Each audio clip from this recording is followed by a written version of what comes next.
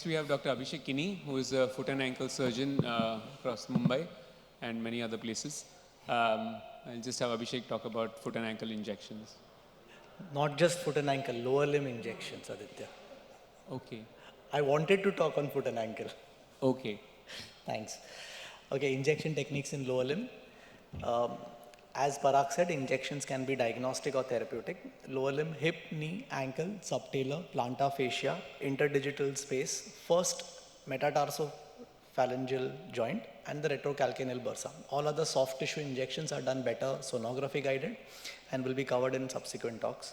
Content can be local anesthetic, corticosteroids, or biologics like PRP and viscosupplementations.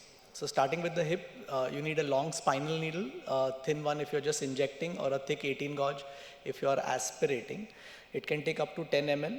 The landmarks are, you need to draw a line from ASIS to the tip of greater trochanter. Soft spot is marked at upper 1/3, lower 2/3 junction, that's point A. You drop perpendicular from ASIS and the GT, and at the point where it intersects is point B. So you need to start injecting from point A, directing 30 degrees posteriorly towards point B, and that's where you reach and you feel a free flow. So that's your hip injection technique. Coming next to the knee joint, again 25 gauge or 18 gauge can be also done for viscosupplementations like hyaluronic acid. There are two techniques. One is to direct it towards the suprapatellar pouch, which is 1 centimeter above and lateral, and you direct it to the undersurface of patella. If you have a suprapatellar effusions or any other pathology in the suprapatellar pouch or synovitis or something, or you can also direct injections towards the femorotibial joint. The soft spot is parapatellar tendon, which is like an arthroscopy portal, which most arthroscopic surgeons would be familiar with. And you inject it directing towards the tibial eminence, and you feel a free flow of your drug going inside the joint. Next, to areas where I do inject more frequently, that's the ankle joint. So you follow the medial tibial shin up to the ankle joint, medial to the tibialis anterior tendon. You feel a soft spot over there. Confirm the soft spot by moving the ankle, where you will feel that the pulp of your finger is getting pinched between the talus and the tibia. At that point, you need to inject. You direct it posterolaterally, and you will feel a free flow that confirms that you are into the ankle joint. Coming to the subtalar joint, you need to follow the lateral malleolus anteriorly and feel a dip, that's the sinus tarsi. You confirm the soft spot by subtalar range of motion, that's inversion, eversion, and inject directing it posteromedially, that's topwards, and you will feel a free flow. Under C-arm, you can confirm it by doing a radio opaque dye.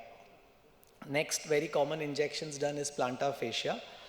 Again, better done sonography guidance, but if you're doing it under C-arm, you need to first confirm the painful site, confirm that it is the plantar fascia. Draw a vertical line following the posterior tibia, a horizontal line along the inferior margin of the calcaneum, and enter medially, cross the midline, aspirate and inject as you withdraw the needle. So you inject supraplantar fascia along the inflammatory area that is there. You need to make sure that you avoid spillage in the fat pad, that's avoid going inferior to the calcaneum or inferior to the inferior border of calcaneum. Beyond that, there is fat pad, heel fat pad, which can cause heel fat pad atrophy, and that pain can never be addressed by any subsequent surgical intervention. Interdigital space for bursitis and neuroma. You need to palpate the bony landmarks, that's metatarsal shaft, metatarsal heads, and the MTP joint. Identify the tender spot, confirm the diagnosis. If it's an intermetatarsal bursitis, it's between the shafts. If it's a neuroma, it's more towards the head distally. Slightly plantarflex foot, enter the painful area at 45 degrees and from distal to proximal, and inject it carefully. And again, avoid spillage in the fat pad, like avoid going too far inferior into the plantar area. For the first metatarsophalangeal joint, again you need to mark the bony landmark, palpate the metatarsal shaft, heads, the MTP joint, confirm it by dorsiflexion, plantarflexion, give slight traction and inject it directing at 60 degrees distally so that you enter into the joint just touching or just passing over the metatarsal head, and you should have a free flow as you inject it into the joint.